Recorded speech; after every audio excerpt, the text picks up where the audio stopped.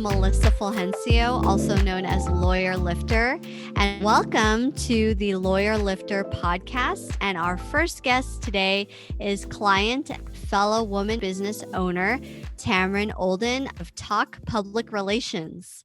Well, first, I want to say thank you so much for having me as your first guest. That's so huge and so flattering. And I mean, it's kind of destiny because we're twinning today with our animal print outfits. So I absolutely love that. But TOC Public Relations is a full-scale PR agency. So we offer all digital marketing services, media relations, strategic communications.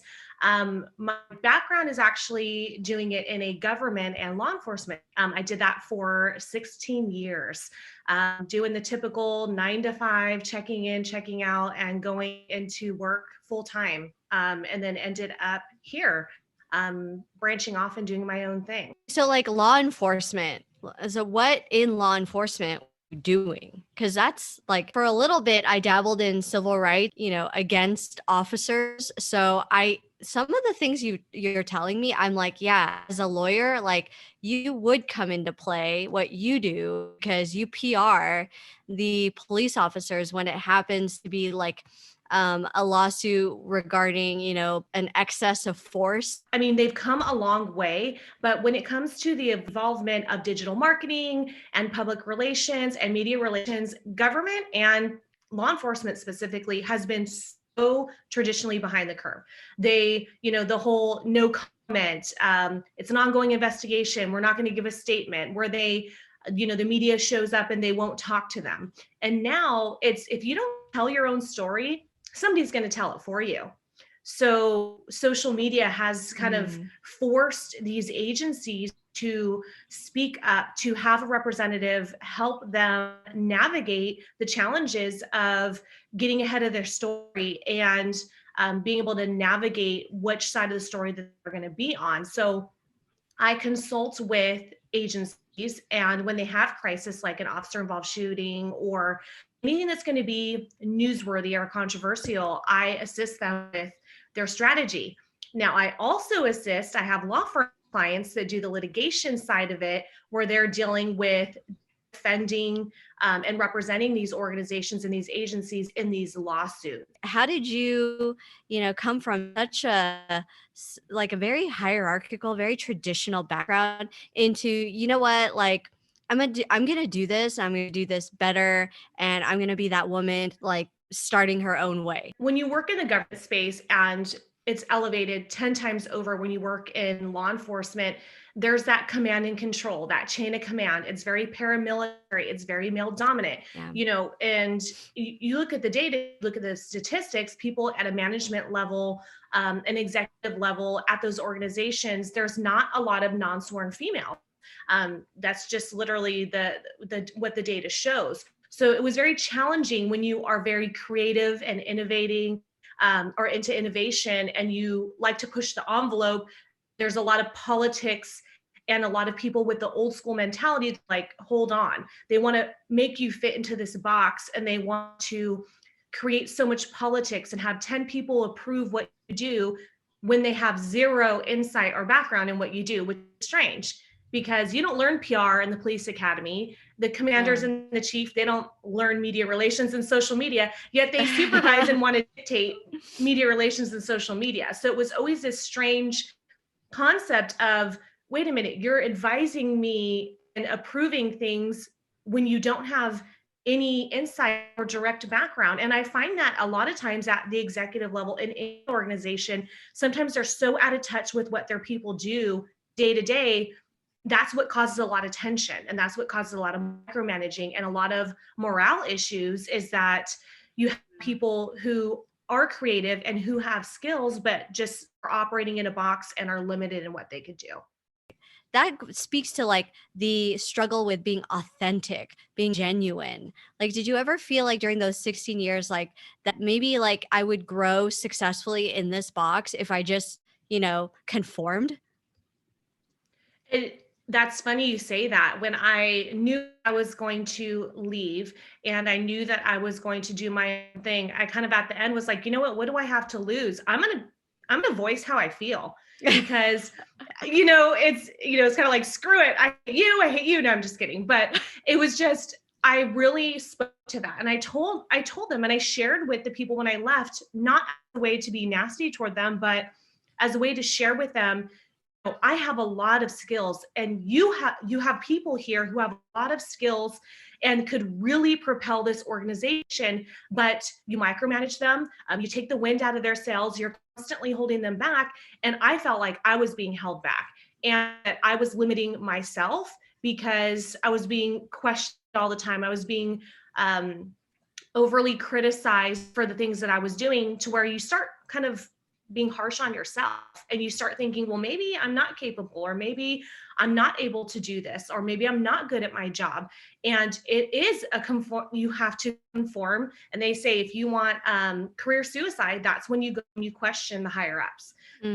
You'll be blacklisted. It's career suicide, and you won't be successful unless you conform.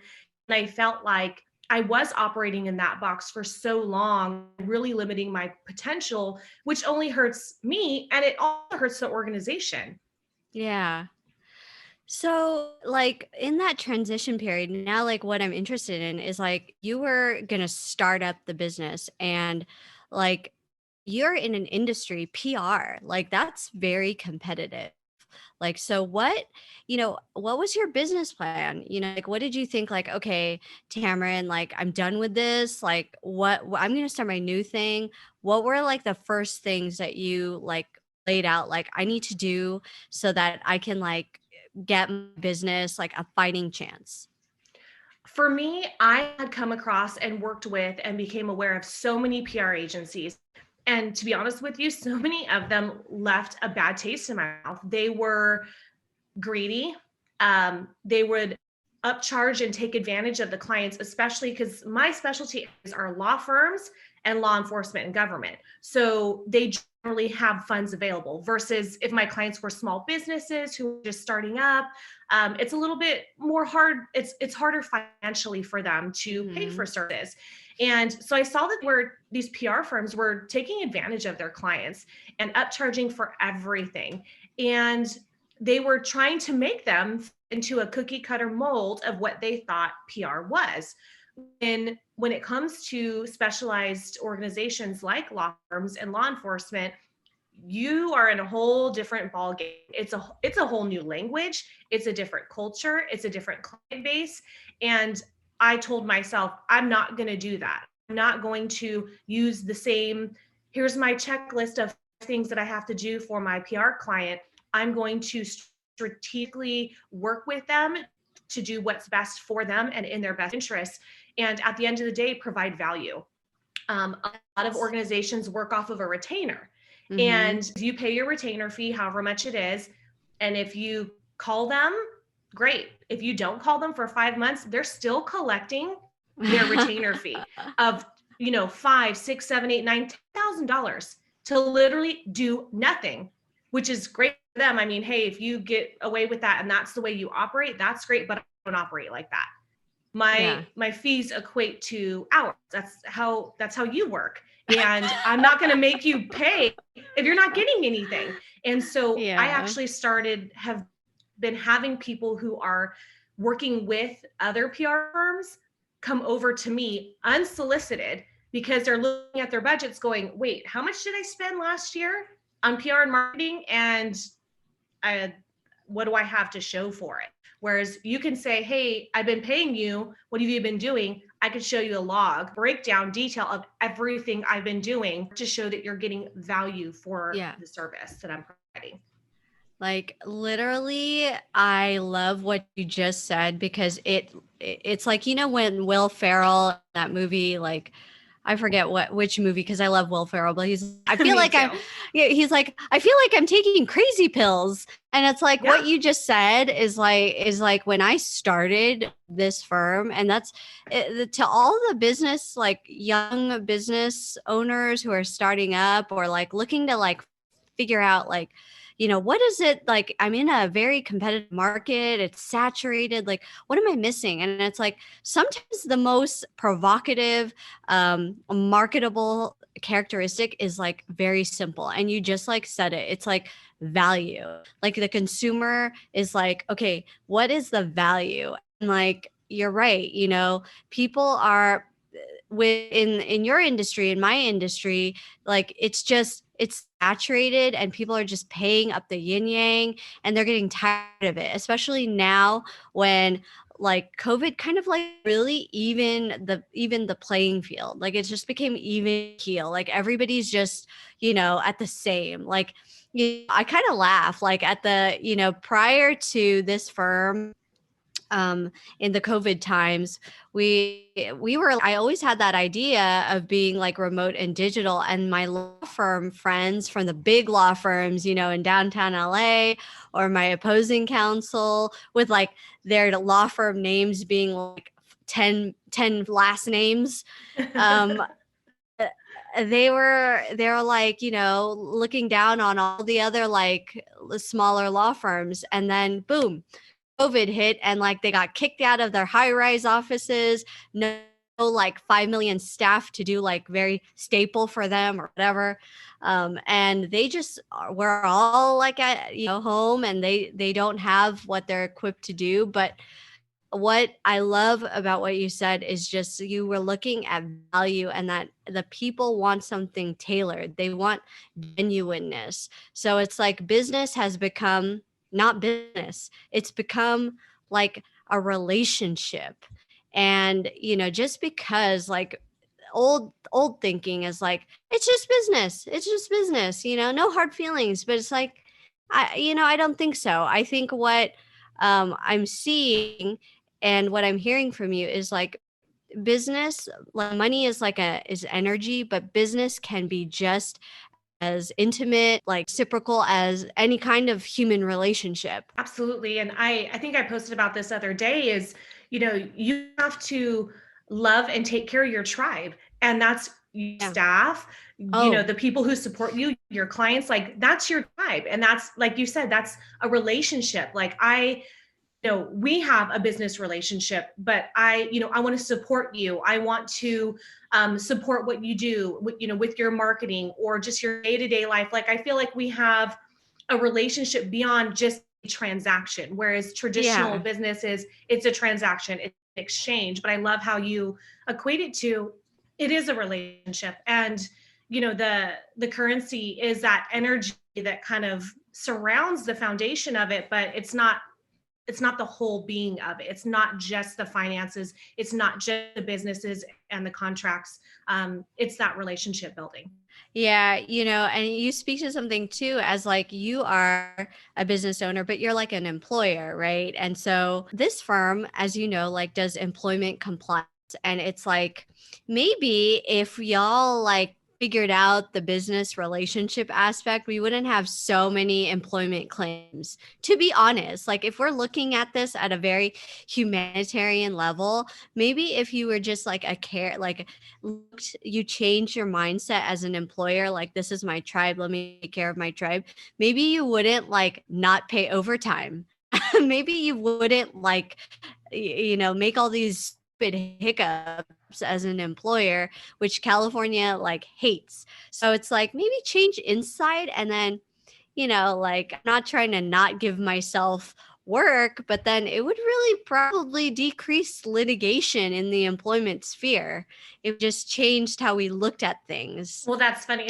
It's job security for you, which is great, but like you said, on another level, it's the same thing for me. You know, I deal with a lot of crisis communications. I actually just dealt with one over the weekend where an employee had made a mistake and put the agency's reputation at risk. And they called me, help, Tamrin, how do I deal with this? And it's like, you know, hey, it's what keeps us in business. But at the end of the day, just making good decisions that are at the best interest of everyone, life would be fine and dandy. I mean, we'd be out of work, but it Yeah, would be a but better world, right?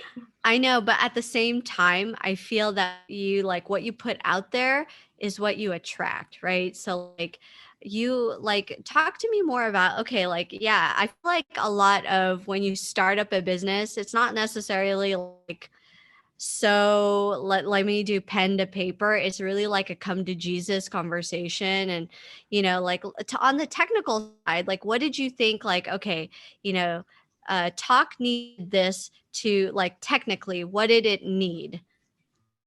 Well, for me, I mean, I had been involved in another business. I came in to an existing business as a partner that eventually it was kind of a side hustle while I worked full time in law enforcement, and then ended up merging into what it is today with transitioning to TOC Public Relations. And for me, it wasn't just the administrative stuff. I felt like if you want to be respected and treated as a legitimate organization, then you need to operate that way.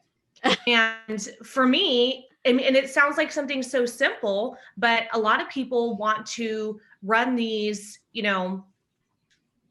businesses and not invest and put in the hustle. And they're so concerned with the money. And that takes away. I mean, I know that in the beginning, I realized, I wish I would have realized earlier, you have to reinvest. You can't focus on, oh, I have to make sure I have a paycheck. It's how do I reinvest and reinvest and reinvest? And the things that you have to invest in is getting your organization built legitimately through services like yours. And the second part is actually, and this isn't just to promote both of us, but services like mine. In the beginning, before I had the PR firm, I was doing all of the marketing myself. Was I capable? Ooh, Yes. yeah. Was it a lot? Yes. So I'm a mother of two. I'm a wife. I had a full-time job and a side hustle, and it was a lot. That's And a I wish lot. it was so, and people would Oh always my say, God. Tamrin, how do you do Oh my this? I'm like, God. I don't freaking know. I look back now and I'm like, how in the hell did I do this? And I invested myself, even though I did a lot of those services through my business. I said, you know what? It's a big chunk of money, but I can only do so much and my skills are limited. And I need to hire a professional to help me with my marketing. And it was hard seeing that money leave the bank Yeah. every month, but instantly, within months, I saw a huge return on investment. And I'm like, why didn't I do this earlier? Why didn't Yeah. I reinvest in the business earlier? And for me, the marketing and the legal aspects, those are huge. And if I would go back in time, I would have done those from the get-go. Yeah. That's like what I preach all the time is like, what's interesting about this firm is that our demographic is like you and I. Like we're like the 20-year-olds all the way up to 59. And that like sweet range is just so interesting because you just like the hustle is different. The ability to adapt is just so high energy. But at the same time, I'm seeing like, where you got an idea, like a young kid has a great idea and they're just like able to make the money, but like they don't realize like behind the scenes they're just still that kid that's just making the money because they don't really like have the legitimacy of like I'm starting an empire. And I know like, I use that like phrase like you're a bit small business owner, but like have the mindset. Like you can still have that mindset. I am building an empire that is beyond my name and like you said beyond my paycheck. And so that's what that infrastructure is all about. And you said one word that I both hate and love, which is like a partnership. Because so many of my like clients start out with like, hey, me and my friend, and I'm like, you and your friend, like just because you and your friend are great friends, like doesn't mean you guys are business partners. And they always like start these partnerships that have like absolutely like nothing tying them together and causes like all kinds of like issues. But so it's like, you know, you said it so eloquently. It's like, yeah, put aside the hustle and think about reinvesting in your business and specifically in the legal and in the marketing. And you'll find out like the conversations you and I have is like everything your business does essentially requires like a legal legal touch to it because you're not thinking in that way. Like I'm thinking in a way like, oh, Taryn wants to get into this relationship. Tamrin wants to like do this for her employee. And it's like, okay, well, like Tamrin needs to have this like legal infrastructure in order to protect her and hers. When people think that they know how to run a business on the surface, but like you said, they're not thinking the way that you do. You have a whole different perspective. And it's the same thing for me when people are talking about, hey, I want to start a business. And I'm going, do you have a website? Do you have social media? Do you have the capability to do photos and video? How are you going to market yourself? What types, do you have an ad budget? I'm thinking those things. Meanwhile, on your side, you're thinking, we have to have contracts. You're thinking about liabilities, even though I have a good grasp and concept of running a business. You're thinking about liabilities that I wouldn't think of. And that's because you have direct experience with people who've made the mistake of not protecting themselves. And, I had to learn as well, kind of a wake up, and I'm thinking, oh, I just do PR, I do marketing. What liabilities am I going to have? Until one of the cases that I was working had a civil lawsuit, and they're like, okay, now we need all your emails and your messages and copies of your contracts for a civil lawsuit. And I'm going, oh my gosh, I never would have thought that would happen. And yeah, now I know, and fortunately everything worked out well, but a lot of people learn the hard way and they lose their businesses because of it, and they lose the reputation of their business when it would have been so simple to have someone who thinks in that space and who's going to protect you at all angles. Yeah, and the thing is, like, for every one of these clients, like you, like any of the small businesses that we represent, like, I'm always like, you're gonna freaking kill it. Like, I know you're gonna kill it. Like, because I'm literally the lawyer behind the businesses. I know, like, you're gonna kill it. But the bigger you get, oh, guess what? Like, there's truth to that. People want to see you like drop. Like, I don't know what it is, but like, and I always get that from the clients who are like, nah, like I'm not, yeah, we're doing really well, but it's not going to happen. It will happen. I don't know why, but there's outside forces that the bigger you get, the harder they want to see you fall. And it always comes on the legal end. And so that's why when I personally handle every single startup from this firm, and then, because it's like, if I like start you up, if I lay that foundation, go do whatever you're going to do. Like, cause then you just can grow. Like you have been doing this, but you are like in that very like good spot where, okay, like that now we just got to build all that foundation more so you can go out and be your successful self. And that's what people don't realize is like the most money, the most work happens on step one, because when you get big and you like get sued, you're going to realize, oh shit, it all came because there was like no step one. Exactly. Well, people are, and like you said, not that they're not legitimate. We're not trying to insult people. A lot of these where they're chasing a quick buck and they're trying to see what's on trend and chase that dollar. For me, I mean, at the beginning of COVID, my entire year was booked out and I was planning my first conference and I was so excited. Then COVID hit. I had to cancel all my classes overnight, lost over $100,000. And I'm sitting here going, what the hell am I going to do? And because I had that mindset, because I diversified my skill set and my base, I was able to make a quick pivot and go, okay, what's important now? People need crisis communications. People need help standing above the noise on social media. They need consulting, and start focusing and pivoting from teaching to consulting overnight, because I had that foundation and that mindset of not just chasing the quick buck. So like for you and TOC, what are you doing? Like what's on the horizon for you? I'm kind of at a space where, like you said, I'm working on getting the foundation complete. I just did my rebrand, which I absolutely love. And now my focus is just on organic growth. As much as I'm into PR and marketing, for me, I personally prefer building off of current clients and referrals. My business is built on relationships. And I would say that probably 90% of my clients are referrals. Oh my And God. Yes. yeah, Yes. And I'm sure you see that a lot too. Yeah. And I've already been, if you've seen, tagging people in your posts and stuff, my Yeah. friends that have businesses or starting businesses, because I want to be able to see them be successful. And I know that they need services like yours. So I want to, of course, refer people. And that's the same thing for me. I want to organically grow, because I never want to lose sight of having that relationship and growing at a point or a scale where I lose that. I want to still be authentic and organic and have these relationships.